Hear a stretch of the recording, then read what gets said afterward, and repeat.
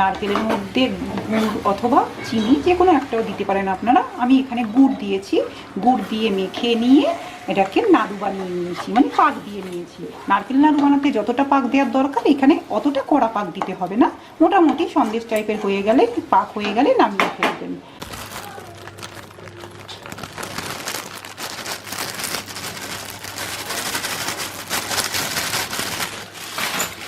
এবার আমি প্রথমে 1 কেজি ময়দা নিলাম, এবার আমি 500 সুজি ঢাললাম। যেহেতু আমার পরিমাণ 1 কেজি ময়দা, তাই তার হাফ 500 সুজি নিয়েছি। যদি আমি 500 ময়দা নিতাম তাহলে আমি হাফ 250 সুজি দিতাম।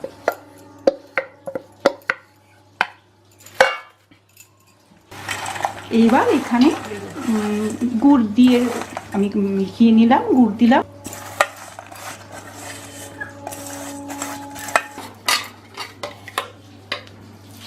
গুড় দিয়ে তার মধ্যে দুধ দিলাম, দিয়ে আমি এবার ভালো করে মিশ্রণটি তৈরি করে নিলাম। ভালো করে মিশ্রণটি তৈরি করার সময় ভালো করে দেখবেন যেন গুড়গুলো দানা দানা না থাকে এবং মিশ্রণটি খুব সুন্দর করে গলে। যতটা গুড় দিচ্ছেন সেটা আপনার আন্দাজ মতো, যতটা আপনাকে টেস্ট করে দেখতে হবে একটু মিষ্টি হয়েছে কিনা। তবে আমি এখানে 1 কেজি গুড় দিয়েছি, আমার যা পরিমাণ সেটাতে আমার 1 কেজি গুড় লেগেছে। এবার আমি কড়াইতে তেল দিলাম, সাদা তেল একটু বেশি করেই দিলাম।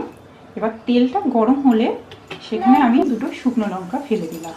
শুকনো লঙ্কা দিয়ে তেলটা ভালো করে পুরো কড়াইতে লাগিয়ে দিলাম। এতে কি হবে, আমার কড়াইতে পিঠেটি আটকাবে না, সুন্দর করে উল্টাবে।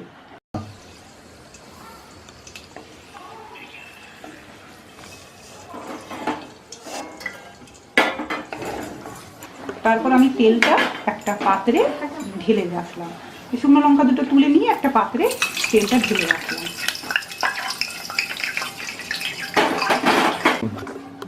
এবার আমি বেগুনের বোটার অংশটুকু কেটে নিয়েছি।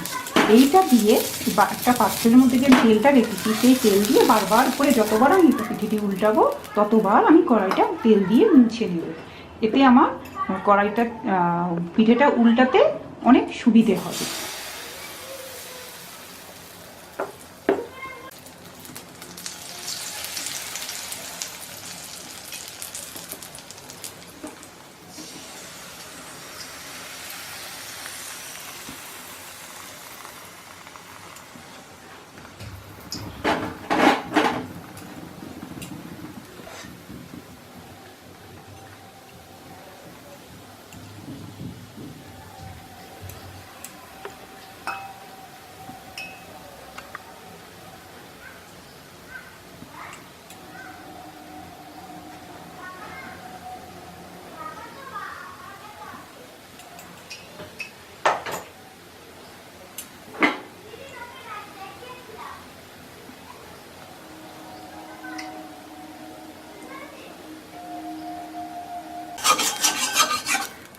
এখানে যেহেতু আমি সুজি আর ময়দার পরিমাণটা একদম ঠিকঠাক দিয়েছি, তার জন্য আমার উল্টাতে কোনো অসুবিধা হচ্ছে না।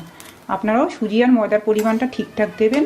সুজি যদি 500 দেন তাহলে ময়দা 1 কেজি, আবার যদি ময়দা যদি মনে করেন যে না 500 দেবেন তাহলে সুজি 250, তাহলেই সুন্দর করে উল্টাবে।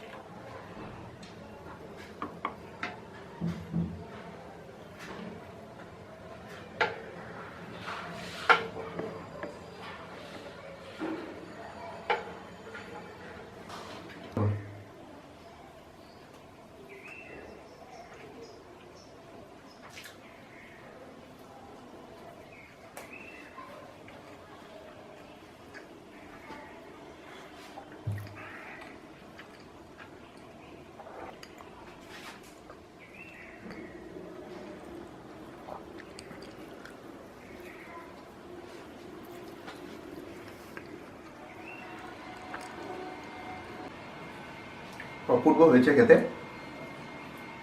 এই পদ্ধতিটা অবশ্যই বাড়িতে অ্যাপ্লাই করবেন, এবং ঠিকঠাক হলো কিনা কমেন্ট বক্সে লিখে জানাবেন। কোনো সাজেশন থাকলে নিশ্চয়ই জিজ্ঞাসা করবেন, এবং যদি ভালো লাগে লাইক করুন, শেয়ার করুন, আর সাবস্ক্রাইব করতে ভুলবেন না। ধন্যবাদ।